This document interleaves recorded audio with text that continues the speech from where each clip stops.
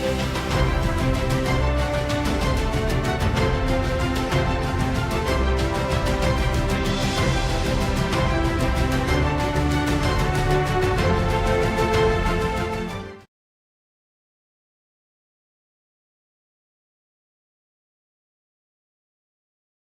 Halo, Stefanus. Iya, lama nggak ketemu Pak Stef ya. lama nggak ketemu Pak. Ya, Iya. apa Gimana kabar Pak Pak di Singapura? Himawan? Ya, Baik Pak, baik luar biasa Pak Stefanus. Pak ya, Stefanus posisi di Singapura atau di mana nih Pak? posisi di Singapura Pak. Wah, iya iya iya iya. Iya. Gimana Wah, Pak ini di sana? senang nih kita Mas, hari ini bisa ngobrol-ngobrol ya Pak. iya Pak Stef, iya iya. Kecanggihan teknologi Pak. Benar, benar. Sekarang ini sudah nggak ada lagi batasnya, Pak ya. Dimanapun kita berada, Betul. Bapak di Singapura, saya di Indonesia, kita bisa ngobrol-ngobrol nih, Pak Stef. Iya, Pak Himawan, kita akan ngobrol-ngobrol tentang keluarga zaman now ya hari ini ya. Wah, topiknya iya, menarik nih. iya. Nah, betul, betul, Pak Stefanus. Eh, Tadi saya kasih pembukaan buat sahabat-sahabat keluarga kita. Kalau di Singapura mungkin relatif lebih tenang, Pak, di sana, Pak ya, keluarga-keluarga di sana. Atau gimana, Pak? Ya, di Singapura bersyukur, puji Tuhan, alhamdulillah kita di Singapura sudah masuk ke phase 3 di mana kita Hmm, boleh boleh beraktivitas dengan lebih luasa. Yang penting tetap menjaga jarak dan juga social distancing tetap perlu. Dan kalau ya. ketemu tidak boleh lebih dari 5 orang satu meja, Pak. Jadi harus Oh, ada oke, oke. satu meja tidak boleh lebih dari 5 orang gitu. Terus Iya, iya, iya, iya. kegiatan-kegiatan bisnis sudah mulai berlangsung normal Iya. dengan pembatasan. Gereja, terus masjid juga udah mulai bisa activity, vihara.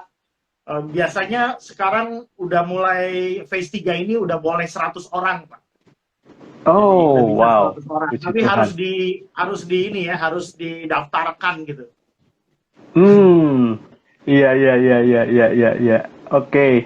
Kita mau ngobrol apa nih Pak Stefanus sore hari ini, Pak? Nah, hari ini kita akan ngobrol-ngobrol Pak Himawan tentang Ya, keluarga zaman now nih. Nah, iya, kan mungkin tak kenal maka tak sayang nih. Saya iya. pengen ngobrol-ngobrol dengan Pak Himawan, memperkenalkan diri Pak. Bapak siapa? Terus juga Oke, sambil nanti juga saya juga bisa saling berkenalan. Silakan Pak. oke. Ya, ya, ya. Baik, sahabat keluarga. Saya Himawan Hadiraharja. Saya sehari-hari dipercaya memimpin sebuah lembaga Family First Indonesia sesuai dengan akun Instagram saat ini. Dan Family First Indonesia memang hadir untuk mendampingi, memperkuat keluarga-keluarga. Karena kita sama-sama tahu ya Pak Stef ya, hari-hari ini Betul, sebelum pandemi pun sebenarnya keluarga juga sudah banyak mengalami pergumulan gitu ya. Tetapi di betul. masa pandemi ini selama 7-8 bulan terakhir ini, wah makin makin luar biasa Pak Stef pergumulannya gitu ya. Dulu mungkin sebelum pandemi kan keluhannya kan, aduh nggak ada waktu gitu ya, susah susah di rumah, susah ngumpul. Begitu oleh COVID-19 ini dikumpulin di rumah, justru malah berantem jadi. Nah, Betul. iya, saya sendiri sudah berkeluarga, istri saya satu, anak saya tiga, Pak Stef. Wah, lumayan menarik ya. Mungkin Iya, Pak Himawan bisa sedikit aktivitasnya apa Pak sehari-hari? oke. Kalau saya memimpin lembaga Family First Indonesia, kami hadir melalui berbagai layanan, melalui webinar-webinar yang kami lakukan. Baru saja kemarin kami selesai memberikan webinar dari bukunya Ibu Charlotte Priyatna, seorang pakar dalam hal keluarga. Kami setiap bulan, hampir setiap bulan kami selalu ada webinar-webinar. Gitu ya. Bulan lalu kami ada juga webinar tentang hasil survei nasional. Kami mengadakan survei bagaimana pelaksanaan pembelajaran jarak jauh atau PJJ di sekolah-sekolah gitu ya, dan hasilnya Ya, luar biasa. Lalu kemudian kami juga memiliki layanan di sosial media, baik itu di Instagram, di Facebook maupun juga di YouTube. Dan kami selain di Family First Indonesia, @Family First Indonesia, akun Instagram kami juga ada Hati yang Gembira, Hati Yiki Gembira, di mana kami posting Hati yang Gembira, di mana kami posting eh, tips-tips yang sifatnya lebih ke motivasional gitu ya, karena apalagi hari-hari ini masyarakat di Indonesia, masyarakat keluarga-keluarga di banyak negara itu perlu diingatkan kembali, perlu dimotivasi kembali supaya mereka bisa memiliki semangat ya, karena kalau kita kalau orang Jawa bilang ya, kalau kita ngelempret, kalau kita lesu, itu justru malah kita jadi gampang kena penyakit. Tapi kalau kita selalu semangat, kan katanya hati yang gembira adalah obat ya Pak Stef ya. Betul, betul. Iya, Nah, iya, itu yang kami mungkin lakukan. kita lihat Pak Himawan ya, baru-baru ini kan ada satu peristiwa besar ya di dunia ya, pemilihan presiden ya di Amerika ya.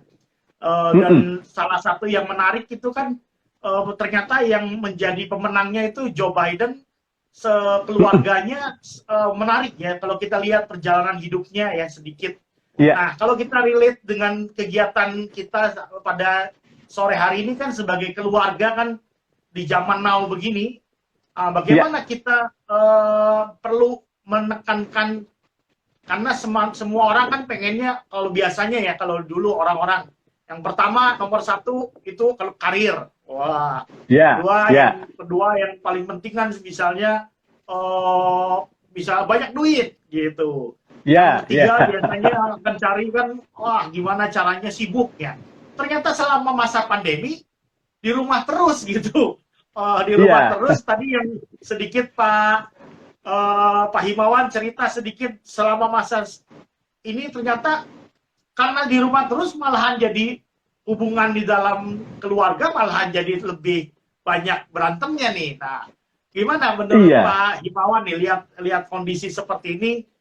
Kiat-kiatnya apa? Prioritas pertama, orang punya kesehatan bagus tapi keluarganya berantem terus juga nggak ini. Terus orang punya karir bagus tapi keluarganya nggak bisa diberesin juga masalah. Nah, gimana menurut Pak Himawan nih dalam masa pandemi seperti ini? Apa sih yang harus kita mungkin bisa sharing pengalaman sebagai kepala keluarga, Pak? Ya, memang bisa dikatakan selama masa pandemi ini sepertinya semua konsep-konsep keberhasilan, kesuksesan yang selama ini didengung-dengungkan seolah-olah seperti jungkir balikan ya Pak ya, bahwa kita bisa melihat bahwa orang-orang yang berhasil, bahkan menurut penelitian yang dilakukan oleh Harvard University, itu mengakui Pak bahwa orang yang berhasil itu rata-rata karena mereka punya support dari keluarga. Kalau keluarganya baik, maka kans mereka untuk sukses itu juga menjadi besar. Itu riset dari Harvard University gitu ya. Nah, dulu kan orang ya benar seperti Pak Stefanus bilang ya, kerja, duit. Kalau nggak ada duit, nggak ada bahagia gitu ya. Tapi dalam kurang lebih 20 tahun saya melakukan pelayanan keluarga ya, sebelum dengan Family First juga di beberapa dengan satu lembaga yang lain lagi. Nah, saya memperhatikan bahwa ternyata uang itu tidak menjamin kebahagiaan. Gitu ya. Benar tadi Pak Stefanus katakan gitu ya, punya uang banyak belum tentu bahagia juga. Bahkan beberapa orang tua yang berpikir, saya kerja keras nih supaya kasih warisan yang besar buat anak saya. Justru setelah dia meninggal, anaknya berebut warisan. Jadi keluarga jadi pecah. Nah, gitu itu. Ya. Nah, ya kan sudah banyak ceritanya lah Pak ya, seperti itu ya. Sampai ada perusahaan besar sampai harus dibagi-bagi dan segala macamnya.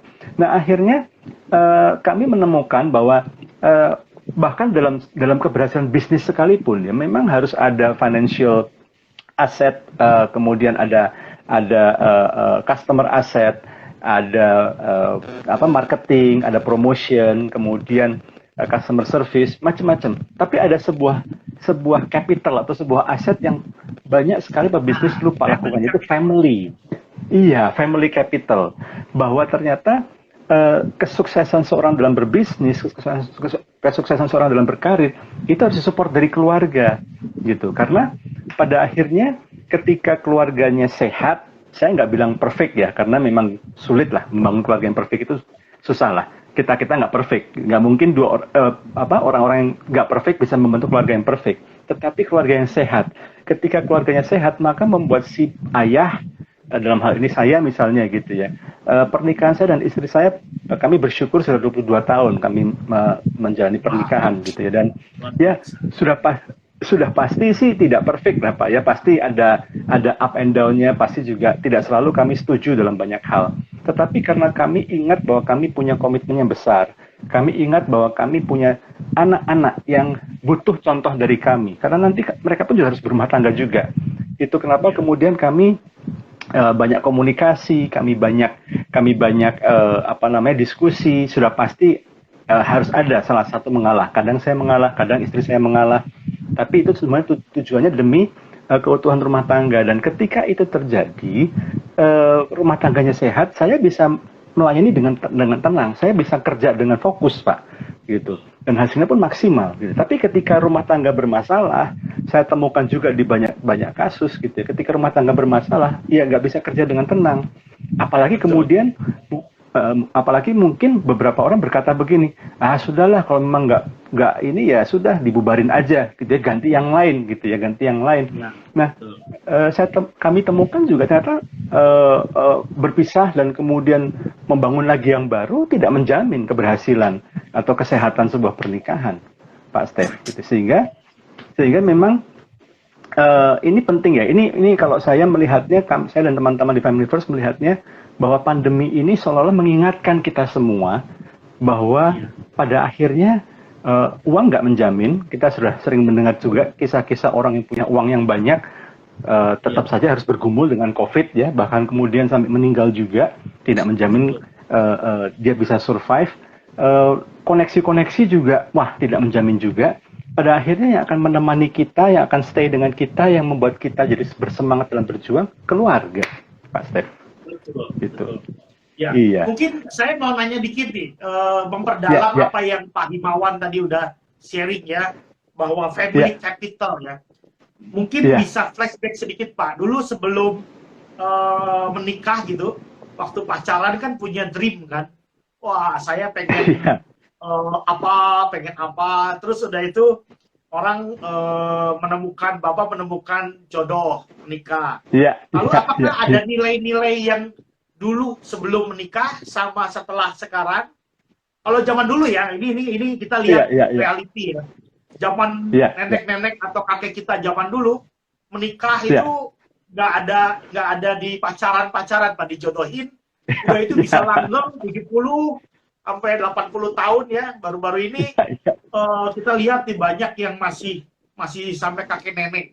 Tapi zaman now kan memang nilai-nilainya berubah nih. Nah, kalau dari pengalaman Pak Himawan gimana? Sebelum menikah nih waktu single punya dream apa? Setelah menikah apa gitu? Bisa share, Pak? Saya ingat sekali waktu saya dulu waktu dari kuliah gitu ya. Sudah pasti cita-cita saya kan ini yang sering banyak orang bicarakan, Pak. Muda sukaria, kemudian dewasa kaya raya, mati masuk surga gitu ya. Tua sehat surga. Ya kan? Nah, tetapi kemudian saya bayangkan bahwa saya akan berkarir dan kemudian punya uang banyak, menikah, punya anak-anak yang sehat-sehat, tinggal di rumah yang besar. Itu seperti itu, Pak, gitu ya.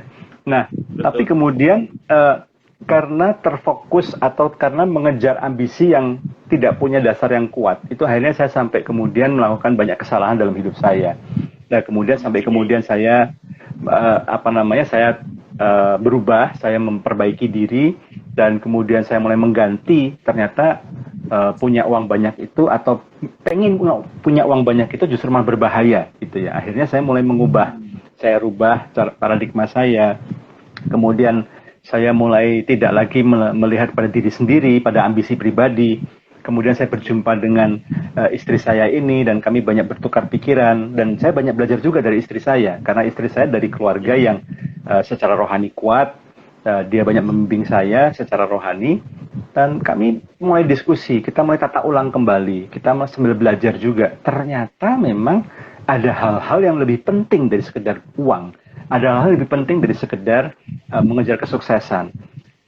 Dan bagaimana ketika saya menemukan, saya sadar saya punya banyak kelemahan. Dan ketika saya mulai belajar untuk berbagi, saya belajar untuk, ya seperti saya katakan tadi ya, ada waktunya saya mengalah, ada waktunya istri saya mengalah. Kami bisa kerjasama. Dan ketika kami bisa kerjasama, ada banyak sekali hal-hal di mana saya melihat bahwa kadang istri saya itu bisa mencegah saya melakukan kesalahan. gitu, karena kami komunikasi gitu ya. Lalu ketika ada hal-hal juga, ada waktu-waktu juga di mana saya yang kemudian mengarahkan, memberi masukan buat istri saya, sehingga ia pun juga dalam pergaulan, dalam beberapa hal dia bisa terhindar dari masalah. Sehingga kami bisa merasa bahwa, ternyata ketika kita nih kompak ya, ada banyak hal-hal yang bisa kita capai bersama-sama. Apalagi sekarang kami bisa melayani bersama-sama. Kami sering memberikan seminar bersama-sama suami istri. Kami bisa cerita tidak hanya dari cerita sukses, tapi kami juga cerita dari gagal-gagalnya kami, kesalahan kami lakukan, dan kami bisa melihat bahwa justru ketika kita belajar dari kesalahan-kesalahan kita bisa berkembang menjadi pasangan yang lebih sehat. Dan ketika kami menjadi kompak, waduh, nggak usah inilah istilahnya begini, kita nggak usah mengejar berkatnya nggak datang sendiri gitu Pak Stef. Nah, ini menarik ya yang dari Pak Himawan sharing ya. Orang kan kebanyakan sekarang ini pinter ya, wah namanya mengejar manage aset, wah, manage harta, manage ini, manage itu, manage perusahaan. Tapi family capital dalam topik kita hari ini kan keluarga zaman now ini terlupakan gitu, bahwa pada saat kita lagi down, kita lagi ini ada keluarga di samping kita yang tidak pernah meninggalkan kita. Ada juga bagaimana kita ada support dari saling keluarga. Apalagi sekarang zaman kayak gini. Kalau dulu mungkin namanya teknologi tidak terlalu penting. Sekarang, sekarang saya mau tanya sedikit tentang family capital ini seberapa penting Pak dalam keluarga zaman now, manage keluarga ini.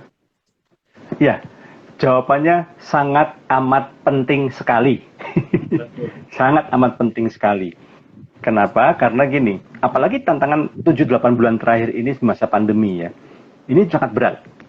Secara logika memang manusia itu tidak pernah didesain untuk siap menghadapi yang namanya ketidakpastian. Ya. Jadi manusia itu dasar itu pengen kepastian. Nah, situasi pandemi ini situasi yang tidak pasti. Ya kan? Oke lah, vaksin sudah mulai digarap, tapi apakah vaksin yang nantinya terbentuk ini bisa benar-benar menyelesaikan masalah? Belum ada jaminannya. Resesi ekonomi yang bukan cuma dihadapi oleh satu negara, oleh banyak negara. Nah, tekanan-tekanan seperti ini sudah pasti, gitu ya. Nah, di masa-masa seperti ini, saya banyak ketemu teman-teman yang mengatakan teman-teman yang dulu pas saya lagi jaya-jayanya, gitu ya. Wah, dulu suka nempel semuanya dekat. Begitu saya lagi susah, ya kan, ada yang omsetnya cuma tinggal 10%, ada yang omsetnya cuma tinggal berapa persen, gitu ya, sehingga dia harus banyak lepas aset-asetnya, gitu ya. Satu persatu teman-teman yang dulu ketika masa-masa jaya itu menempel mulai balik badan semua, gitu ya. Baru mereka sadar bahwa ternyata yang nggak balik badan tuh keluarga. Istri yang tetap nemenin, ngasih kekuatan, anak-anak yang kasih penghiburan, Pak. Tenang Pak, ini kita hadapin sama-sama gitu ya. Kita saling menguatkan, kita saling menghibur. Itu sumber kekuatan buat kita. Justru di masa-masa sulit ini kita baru sadar bahwa namanya keluarga ini sangat penting. Dan ketika memang kemudian sebelum pandemi memang sempat ada masalah-masalah, ini kesempatan yang baik untuk menyelesaikan, untuk rekonsiliasi saling memaafkan. Ya, saling memaafkan. Karena kita nggak mungkin bisa menyatu dengan enak kalau masih ada ganjelan-ganjelan gitu ya. Jadi kalau nggak ada seperti jari-jari ini ya, kalau karena nggak ada ganjelannya, maka bisa menyatu dengan enak seperti ini, bisa rapat gitu Pak ya. Nah, bisa rapat seperti ini.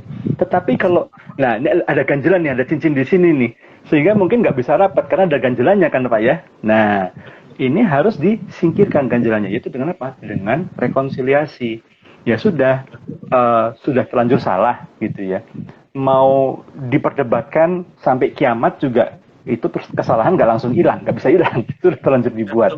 Banyak orang ngomong gini Pak, nasi udah jadi bubur. Ya memang sih.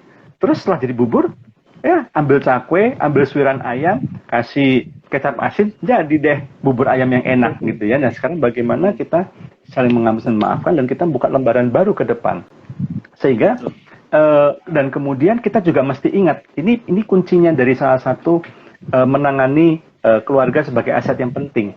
kita juga mesti ingat bahwa nanti anak-anak kita pun juga berumah tangga, dan kita juga pengen anak-anak kita juga sukses. Dan kalau kita sepakat bahwa keluarga itu punya faktor yang sangat vital dalam kesuksesan seseorang, sudah terbukti juga dari riset dan semuanya, maka kita juga harus mengajarin pada anak-anak kita, mempersiapkan mereka bagaimana mereka juga punya rumah tangga yang baik. Nah, kalau anak zaman now, Pak, zaman kita dulu ya, kalau udah orang tua kita udah begini, nah kita langsung, udah. Kalau sekarang, kenapa? Emang kenapa? Apa alasannya? Mereka tanya, why? Apalagi anak-anak yang tinggal di istilahnya pendidikannya tinggi, apalagi yang sekolah di luar negeri, gitu ya. Mereka manggil ke papanya udah bukan daddy lagi, tapi langsung namanya aja. Gitu. Panggil nama. Langsung namanya aja, gitu. Udah nggak manggil papa atau dad atau apa enggak. Nah, kalau menurut Pak Himawan ya, bagaimana sih dalam keluarga zaman now ini ya meningkatkan relasi ya, quality time. Nah, jadi kalau dulu mungkin orang busy street, pengennya sendiri gitu, jangan ada keluarga kalau bisa, sama teman-teman mancing, pergi ke laut yang jauh, mancing bareng-bareng, atau yang sekarang lagi rame tuh, naik motor gede, wah ngong banyakan gitu. Itu kan senang ya. Tapi ada juga yang senang pergi berburu. Wah, zaman dulu berburu, teman-teman nih.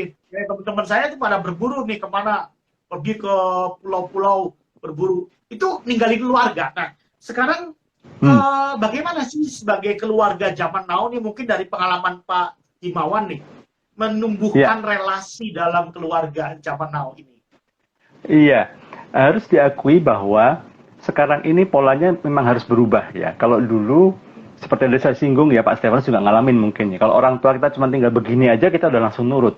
Nah, sekarang ini memang tidak bisa tidak, Pak. Tidak bisa tidak, memang kita yang harus mendekat. Karena di dalam keharmonisan suami istri, di dalam keintiman orang tua anak, itu satu kata yang penting, yaitu adalah namanya kasih yang mendasari relasi, keintiman gitu ya. Jadi relasi. Kalau saya nggak kenal Pak Stefanus gitu ya, kita nggak bisa ngobrol enak kayak gini, Pak. Karena kita sudah kenal, kita bisa ngobrol enak kayak gini gitu ya. Pak Stefanus ngomong apa, kasih masukan berkaitan, oh kalau di Singapura itu orangnya gini. Saya percaya karena kita ada relasi, Pak. Gitu. Saya juga kalau kasih masukan ke Pak Stef, ini gini, Pak Stef juga bisa percaya karena kita ada relasi. Nah, suami istri atau orang tua anak, kalau nggak ada relasi susah, Pak. Apalagi kalau kita mau membimbing anak zaman now. Tadi seperti Pak Stef sendiri bilang kan, kita kasih tahu ini bantah. Kenapa mesti begini? Kenapa nggak gini? Memang naturnya anak zaman sekarang mempertanyakan. Tetapi kalau orang tua dan anak punya relasi yang baik, punya kepercayaan, punya kedekatan, itu akan memudahkan orang tua untuk membimbing anak-anak. Dan apalagi kalau orang tua memberikan contoh yang baik. Nah, sudah pasti ini bukan hal yang mudah gitu ya. Nah, banyak orang tua gini, ya anak-anak mesti ngertiin saya dong. Kan saya udah kerja semuanya ini buat dia, gitu ya. Anak mesti ngertiin saya dong, gitu. Saya ini capek loh, gitu. Ya kan? Saya udah capek nih, udah semua buat mereka supaya mereka bisa sekolah yang bagus, mereka bisa jalan-jalan ke luar negeri, mereka bisa punya rumah di apartemen yang enak, gitu ya. Harusnya mereka ngertiin dong. Nah, saya mau ngomong begini. Sampai kapanpun anak akan sulit untuk mengertiin kita. Kenapa? Karena mereka belum pernah jadi orang tua. Kita yang bisa ngertiin mereka. Menjadi anak muda. Iya. Zaman mungkin ada beberapa perbedaan. Teknologi digital sekarang makin ini. Tapi ya remaja, anak-anak gitu. Sifat-sifat dasarnya remaja anak-anak kurang lebih ya dari tahun berapapun juga kurang lebih seperti itu pergumulannya. Hanya mungkin variasinya beda teknologi digitalnya saja.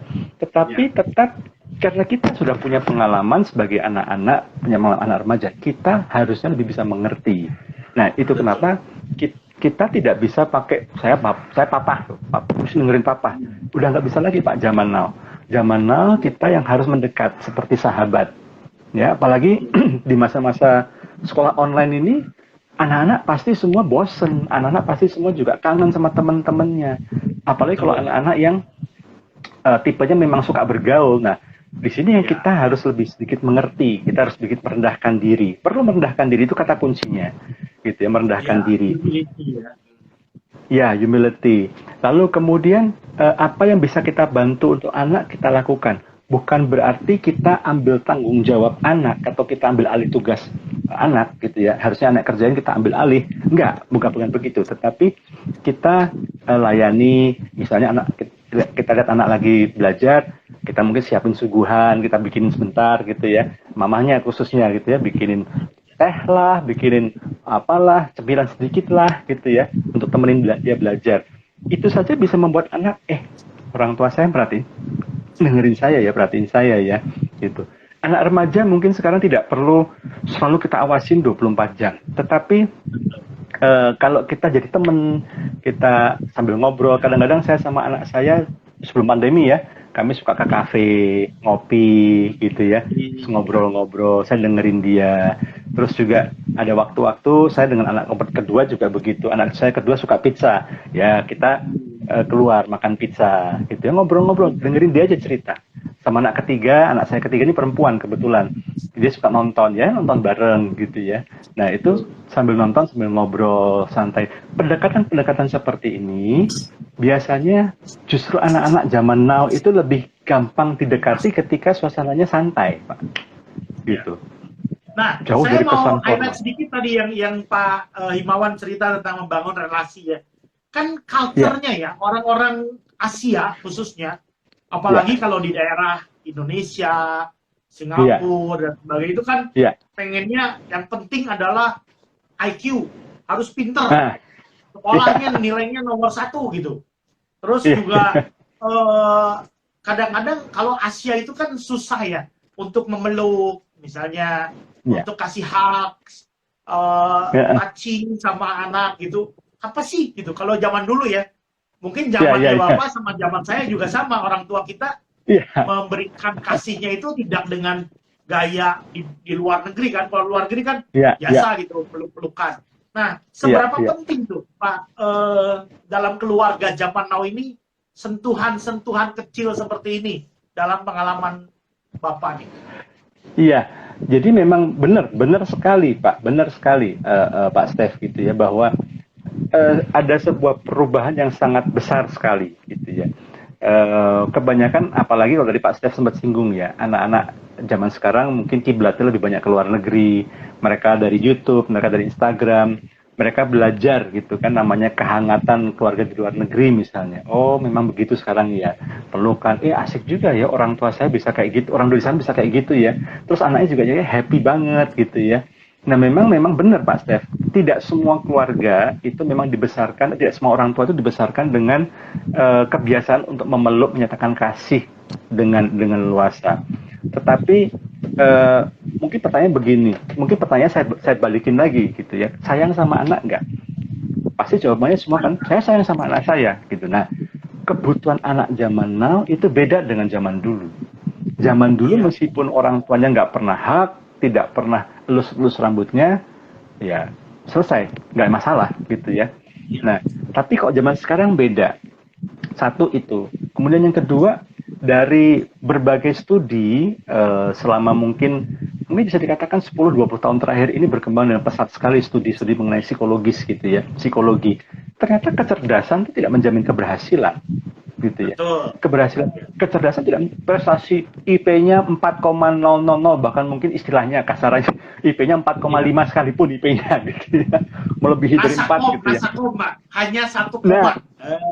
nah yang 1, Dulu yang zaman 2, saya kuliah, pun Pak. nah itu malah bisa sukses kan, bisa pemilik perusahaan. Sementara yang IP-nya Betul. 4,0, 3,99999 malah cuma jadi karyawan istilahnya gitu ya, atau malah Iya, mungkin malah jadi kriminal mungkin saking pinternya, tapi dia tidak punya akhlak, dia tidak punya moral yang baik, tidak punya iya, bimbingan yang baik, akhirnya jadi kriminal malahan. Nah itu betul. kenapa kemudian sekarang orang tua balik lagi, kalau memang sayang sama anak dan memang zaman sekarang harus berubah, maka orang tua yang sayang sama anak harus memaksa dirinya untuk Harus. berubah. Iya.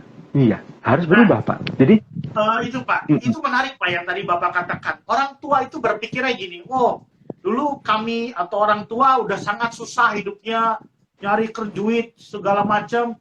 sekarang punya anak-anaknya pengen supaya istilahnya jangan seperti susah seperti orang tuanya. Padahal dia lupa bahwa orang tua bisa seperti sekarang karena ngalamin berbagai masalah dalam hidupnya. Sekarang dia pengen anaknya mau apa dikasih, anaknya mau apa dikasih. Itu menurut Bapak gimana nih?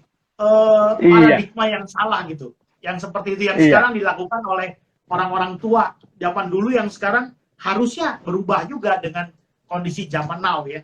Dalam masa ini. Menarik memang Pak Stef.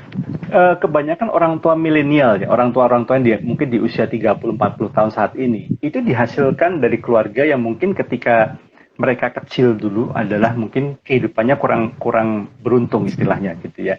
Hidup susah. Sehingga kemudian mereka bertumbuh dengan saya nggak boleh susah. Apalagi orang tuanya ngomong, kamu jangan sampai susah ya, kamu harus lebih berhasil dari papi mami gitu ya.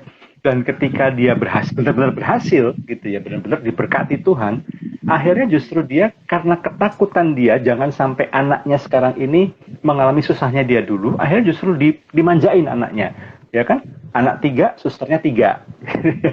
Nanti anaknya yang gede-gede udah remaja ya, 3 remaja, mobilnya 3 juga buat anak-anak gitu ya, dimanjakan dengan fasilitas. Baru SD kelas 3 udah dibelinya iPhone 12 gitu ya. Yang paling canggih. Ya kan? Sepatunya udah yang merek yang Jordan apa itu yang Jordan Nike Jordan yang seri terbaru gitu ya. Sehingga anaknya dibuat nyaman terus ya, tidak pernah dibuat susah. Nah, menarik Pak Stef ya.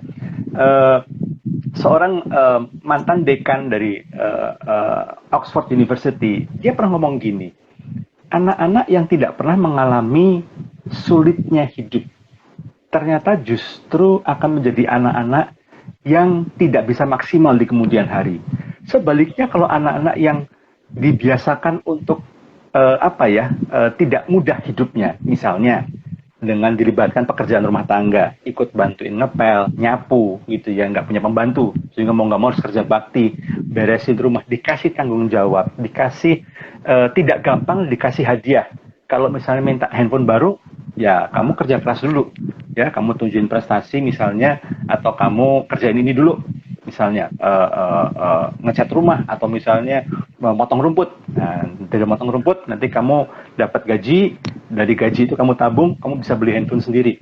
Anak-anak yang dilatih seperti ini ternyata punya mental yang kuat, ternyata punya karakter yang baik, dan itu yang membuat mereka sukses di kemudian hari. Gitu. Nah, saya dan saya jadi ingat satu cerita Pak. Ini kisah nyata. Yeah. Jadi ada orang tua yang dulunya pengen jadi dokter, tapi sebelum dia kesampaian jadi dokter, dia keburu menikah, pacaran. Nah, terus dia pengen punya anak supaya jadi dokter gitu. Akhirnya anaknya itu sebenarnya nggak mau jadi dokter gitu. Jadi anaknya akhirnya disekolahkan di sekolah yang bagus, kedokteran. Setelah anaknya jadi dokter, Pak, itu toganya dia kasih ke orang tuanya. Nih, saya udah jadi dokter, sekarang saya mau pergi ke tempat lain jadi pelukis. Itu kisah nyata, Pak. Itu ada. Nah, kalau dari pengalaman Bapak ya, lihat fenomena seperti ini, orang tua itu dalam keluarga zaman now tuh juga tidak boleh ya memaksakan sebuah keinginan ya. Jadi orang tua berpikir anak saya ini seperti aset perusahaan gitu. Wah. Seperti hak milik gitu. Padahal anak-anak tuh punya masa depan yang berbeda gitu. Menurut Bapak gimana? Ya, saya setuju sekali Pak Stef gitu ya. Banyak orang tua merasa begini, pola pikirnya begini nih. Ini anak ya, dari lahirnya sesar, susunya yang mahal. Saya sekolahnya susunya mahal. Jadi ini saya investasinya udah gede nih gitu ya. Nah, karena orang tua merasa investasinya sudah besar, lalu kemudian merasa berhak untuk ngatur anak. Gitu.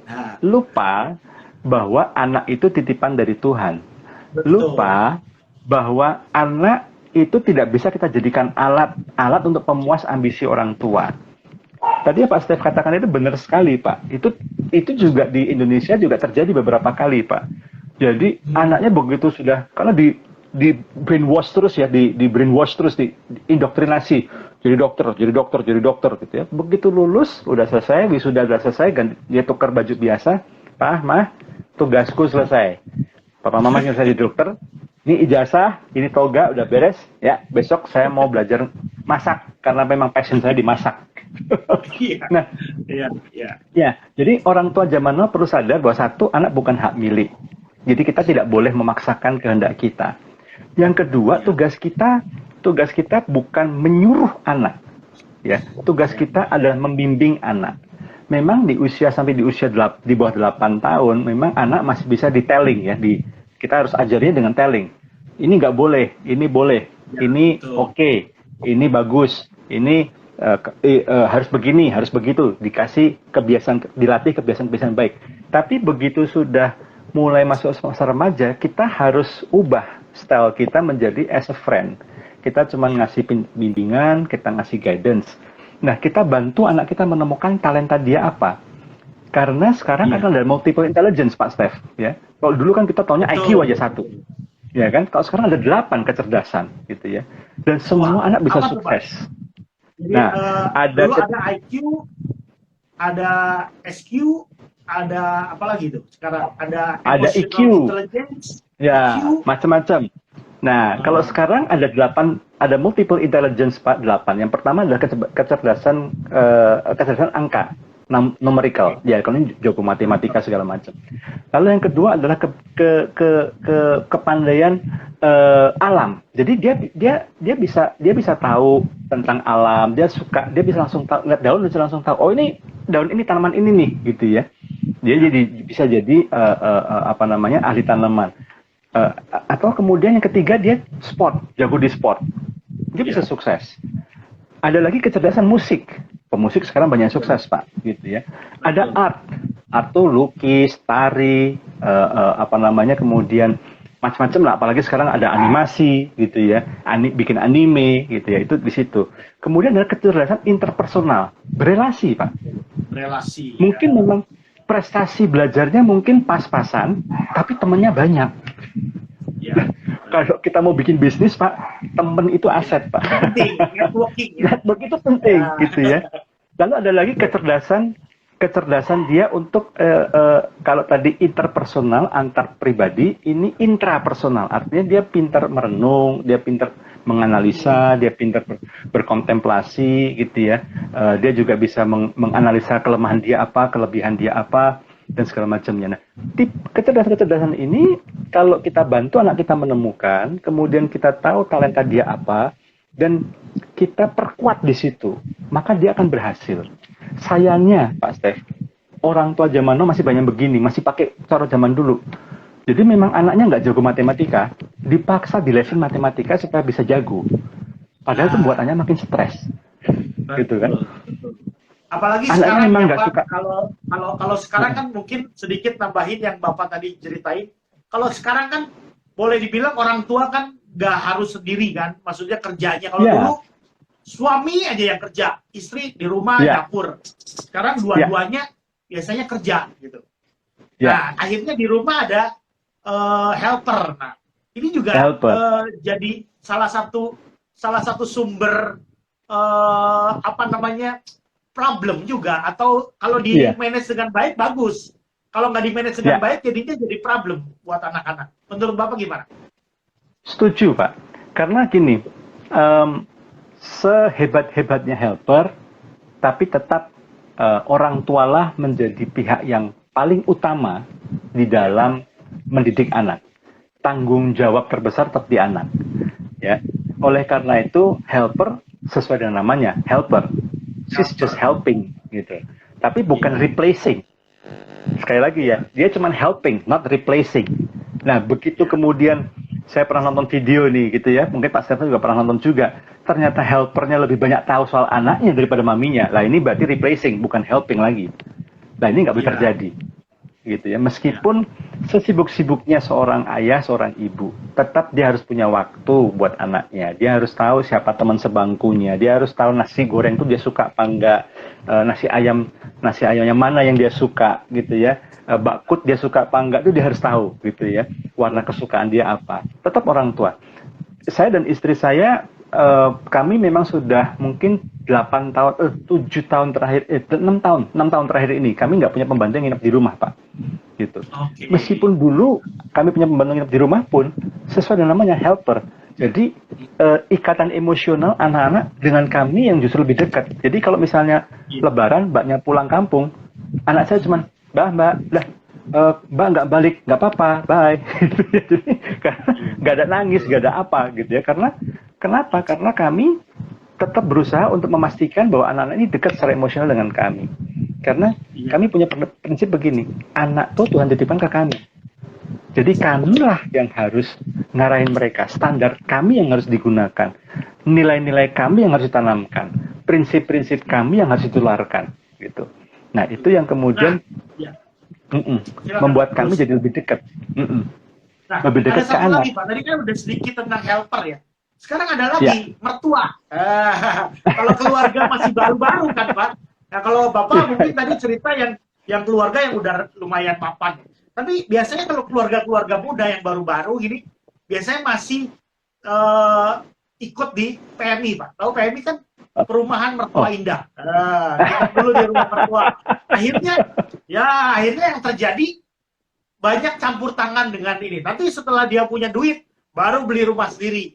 Nah, itu gimana tuh, Pak? Kalau keluarga zaman now ini nih, dengan relasi kan tadi helper juga sama. Kalau ke mertua itu lebih gimana gitu?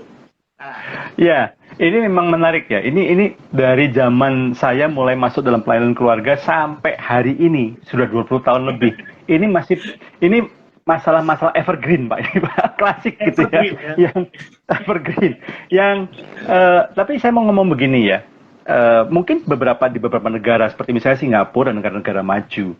Salah satu yang membuat orang generasi milenial ya di usia 20-an, 30-an menjadi menunda pernikahan karena faktor ekonomi. Karena mereka sadar, waduh, kalau orang tua saya kayak gini nggak mungkin saya campur sama mereka gitu. Jadi saya harus punya rumah sendiri.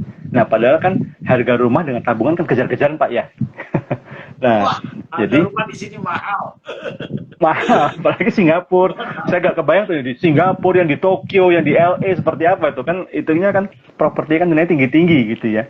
Nah, sehingga kemudian menimbulkan dilema. Nah, dalam hal ini sekali lagi gitu ya, kalau dalam selalu kami tanya posisi seperti ini, maka jawaban dari kami adalah begini, lebih baik kontrak dulu atau kos istilahnya.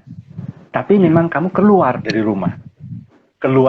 Kalau nanti misalnya orang tua mau tinggal bareng, nah itu nggak masalah. Kalau memang punya kontrakan rumah dan ada kamar cukup, orang tua mau tinggal bareng, nggak apa-apa. Tapi itu adalah rumahmu.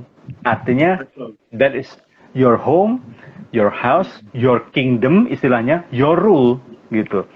Nah, tapi kalau tinggal di rumah mertua, memang satu sisi efisien, tapi di sisi yang lain kurang mendidik kitanya sebagai newlywed, sebagai pengantin baru, tidak belajar untuk mengelola dengan lebih baik, lebih bijaksana pengeluarannya. Nah, karena itu saya sarankan demikian. Nah, kalau seandainya terjadi perbedaan pendapat antara mertua dan menantu, ini kan problem klasik ya Pak ya. Itu seperti Tom and Jerry katanya, mertua sama menantu. sampai ada guyonan begini. Paling enak tuh Adam dan Hawa loh. Kenapa paling bahagia? Kenapa? Nggak punya mertua soalnya. Nggak ada mertua gitu ya. Nah, jadi di sini memang pentingnya kalau memang misalnya tinggal bersama dengan mertua dari pihak suami, maka suami menjadi mediator yang baik. Dia harus bisa menjembatani, mendekatkan sang istri dengan orang tuanya. Tapi dia juga tetap jangan kemudian istrinya suruh ngalah terus karena dia belain orang tuanya. Tidak. Dia pun juga harus memberikan pengertian kepada orang tuanya. Dan dia harus berani bela istrinya kalau memang istrinya benar. Gitu. Jadi meskipun orang tua sudah besarin, tapi kalau memang dia punya prinsip yang kurang tepat, ya, dan memang istri kita benar, kita jangan sungkan-sungkan untuk kita bela istri kita. Karena kita sudah terikat dengan komitmen. Kita sehidup semati sampai mau memisahkan kan itu kan. Jadi keluarga kita, bukan saya bilang lupakan orang tua, tidak. Tetap yang harus kita utamakan adalah pasangan kita. Karena ini dia yang akan menemani kita sampai nanti kita meninggal istilahnya gitu. Jadi kita harus utamakan itu. Nah, kalau misalnya kita tinggal dengan mertua dari pihak istri, sebaliknya istrilah yang membantu menjembatani relasi antara suaminya dengan orang tuanya. Ketika mungkin ada konflik, ya si suami diredam, dikasih tahu. Seperti ketika saya mau menikah, Pak. Ketika saya menikah, memang tahun-tahun pertama sempat tinggal bersama orang tua saya. Saya kasih tahu dulu istri saya briefing dulu. Ini papi ini orangnya begini, mami orangnya begini, gitu ya. Sesekali kan ada cici main ke rumah, gitu. Nah, kalau cici orangnya begini, nanti kamu mesti begini. Saya bimbing dia bagaimana bisa masuk ke dalam keluarga saya ya. Puji Tuhan, istri saya bisa diterima dengan baik. Relasi dengan mami saya malah dekat sekali karena sama-sama suka tanaman. Jadi ada mengatakan selera baju, ya selera bajunya juga kurang lebih mirip-mirip gitu ya, suka gitu. Nah, udah ngeklop deh. Begitu udah klop, saya seneng saya. Itu tugas saya memang menjembatani. Ketika ada ya puji Tuhan jarang konflik ya. Yang ada justru malah kadang-kadang saya konflik dengan cici, saya konflik dengan kadang-kadang dengan orang tua juga. Di situ istri saya malah bisa menenangkan saya gitu ya. Kamu kan jadi ngajarin ke aku kan cici gimana? Masa kamu lupa? Iya ya. Nah ini tugas kita. Sedikit menambahkan yang tadi Pak Himawan cerita ya tentang hubungan relasi seperti ini. Nah itu kan semuanya tidak diajarkan Pak. Waktu dulu-dulu acara-acara kayak gini tuh nggak ada Pak. Zaman dulu tuh orang menikah ya pokoknya langsung lah, pokoknya brojol aja langsung. Nah sekarang orang harus belajar gitu. Gimana menurut Pak Himawan? Iya, saya ingin mengatakan begini kepada setiap sahabat keluarga yang menyaksikan IG Live ini maupun nanti yang akan melihat di IGTV dan di YouTube gitu ya. Berbahagialah. Saya katakan kenapa harus berbahagia? Dulu zaman-zaman kita menikah itu buku-buku acara-acara seperti ini nggak sebanyak sekarang. Ya, petuah-petuah, inspirasi-inspirasi dari mereka-mereka yang sudah mengalami asam garamnya kehidupan, yang sudah banyak mendampingi keluarga-keluarga, itu nggak sebanyak sekarang. Sekarang justru malah banyak. Karena itu saya sangat mendorong. Yang pertama adalah investasi. Investasinya bisa macam-macam. Investasinya bisa dengan membeli buku, investasinya bisa dengan mengikuti seminar atau webinar, atau bisa juga dengan mengikuti seperti ini, talk show seperti ini. Ketika ada talk show tentang keluarga, nggak ada salahnya nonton kok, lihat, belajar gitu ya, update supaya kita tuh ngerti, oh tantangan keluarga zaman sekarang ini apa ya, oh bagaimana membangun relasi ya, oh belajar dari kesalahan-kesalahan orang lain, belajar dari keberhasilan orang lain. Itu benar yang Pak Stefanus bilang, yang gitu-gitu tuh mungkin orang tua kita nggak ngajarin, tapi kita bisa belajar dari orang lain. Dan kemudian yang berikutnya lagi adalah punya kerendahan hati. Nah, kita bisa banyak nonton talk show, kita bisa banyak nonton macam-macam. Tapi kalau kita nggak punya kerendahan hati untuk berubah, ya sulit. Jadi kita harus menyadari bahwa memang, oh iya, tantangan zamannya berubah. Memang zaman sekarang memang harus begini. Ya saya harus berubah supaya saya nggak ketinggalan zaman. Karena saya nggak mau ketinggalan zaman, saya harus masuk dalam zaman ini. Memang zaman ini harus begitu, ya saya harus ikutin. Nah ini seperti itu. Dan kemudian yang ketiga adalah jangan takut. Nah memang banyak yang saat ini ada satu fenomena yang menarik di banyak, tadi sudah saya singgung ya, banyak anak-anak muda yang agak takut untuk menikah gitu ya, dengan berbagai macam pertimbangan. Melihat pernikahan orang tuanya juga, melihat teman-temannya pada cerai juga, akhirnya ya udah nggak usah nikah lah, sama Neven aja ya kan, tinggal bareng, lebih hemat juga, kalau ada apa-apa ya tinggal bubar gitu ya. Nah, saya ingin mengatakan jangan takut bahwa apa kegagalan yang dialami orang lain belum tentu kita alami. Satu. Yang kedua, jangan takut bahwa karena sekarang ini tenaga profesional, konselor, gitu ya, itu sekarang makin banyak. Sehingga seandainya ada sesuatu yang terjadi, sekarang kita punya banyak kesempatan, banyak channel untuk kita minta tolong, untuk kita minta masukan. Sehingga tiga hal ini menurut saya yang perlu dimiliki oleh mereka-mereka yang ingin membangun keluarga di zaman now ini, Pak Stef. Betul. Nah ini menarik ya Pak. Zaman sekarang itu memang perubahan begitu cepat gitu, sangat-sangat cepat. Nah salah satu tantangan di keluarga zaman now ini adalah masalah teknologi, Pak. Orang itu udah kayaknya kalau orang bangun tidur, yang pertama tuh bukan berdoa dulu, tapi yang pertama itu lihatnya adalah siapa yang WA. Wah, apalagi WA-nya grupnya banyak banget nih. Ada grup senam, ada grup filateli, ada grup gereja, ada grup di masjid, ada grup di vihara, ada grup macam-macam. Begini banyak. Nah, bagaimana?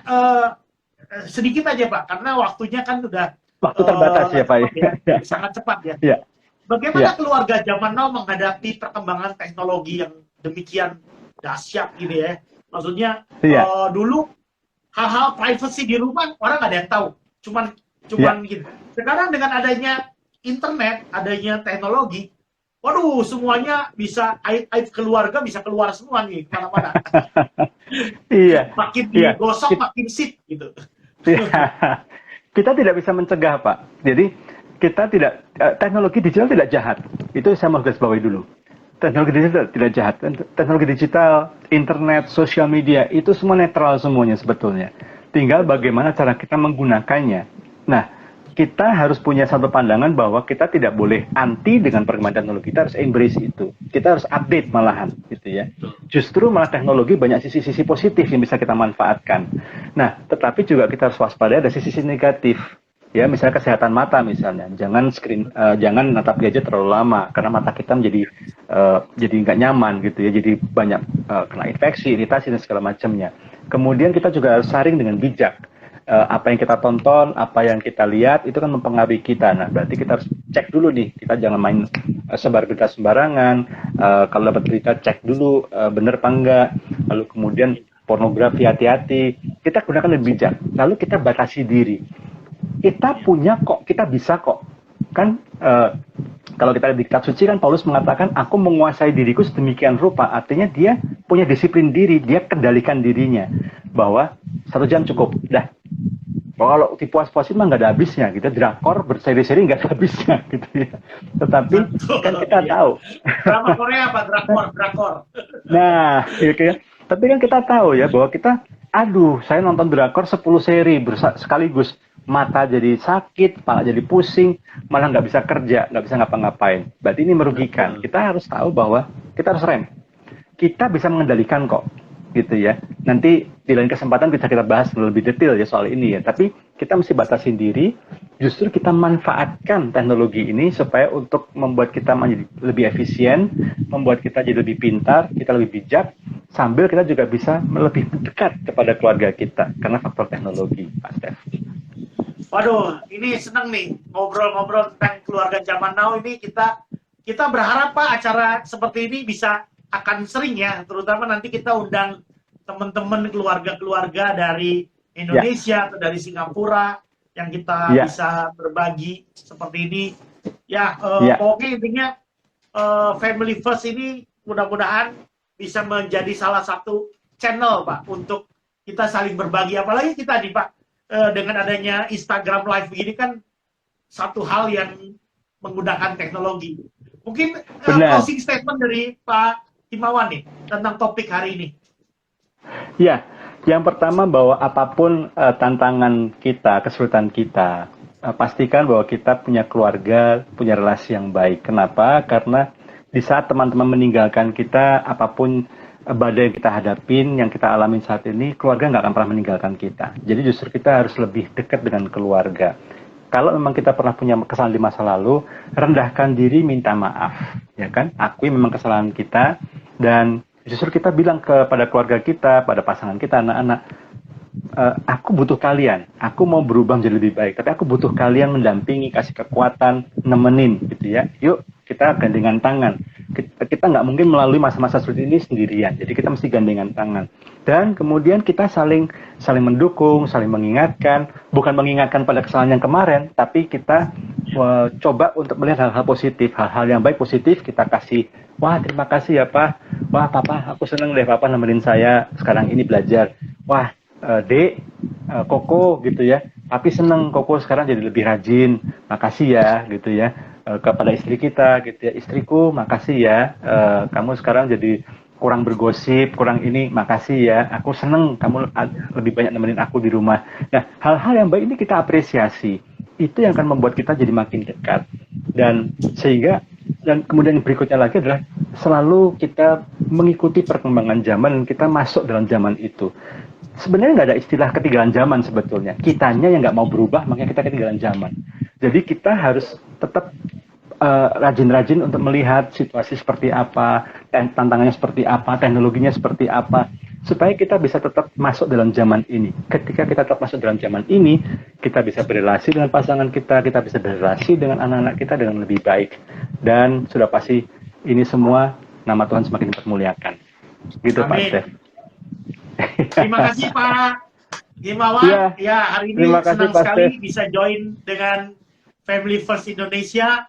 Kita Iya. akan tetap sama-sama Pak. Kita mudah-mudahan acara ini juga teman-teman terima kasih yang sudah hadir ya. Nanti Iya. kalau ada teman-teman yang ada ide-ide untuk kolaborasi dengan Family First, silakan kontak langsung dengan Iya. Pak Himawan. Kalau nanti Iya. dengan teman-teman Pak Sutri di Singapura, kita coba nanti galap lagi ya beberapa topik-topik lain yang lebih menarik. Oke Pak Ya, dan jika Himawan. sahabat keluarga ingin tahu lebih lanjut tentang Family First Indonesia, bisa datang ke website kami www.familyfirstindonesia.org. Gitu ya. Silakan di situ bisa ada artikel. Indonesia.org. Ya, silakan. Ya, ada artikel, ada renungan juga di situ. Silakan kunjungi untuk mengenal Family First lebih lagi. Iya. Sip, salam Oke. sehat semuanya. Family First Salam sehat, ada Pak Steph. yel-yel nggak? Family Oh, First nggak ada. Indonesia, maju terus. Wah, sepertinya Pak Steph harus ngajarin kami nih. Oke. Pak, salam sehat Pak semuanya Steph, Pak. Terima terima kasih kasih. semuanya. Ya, Pak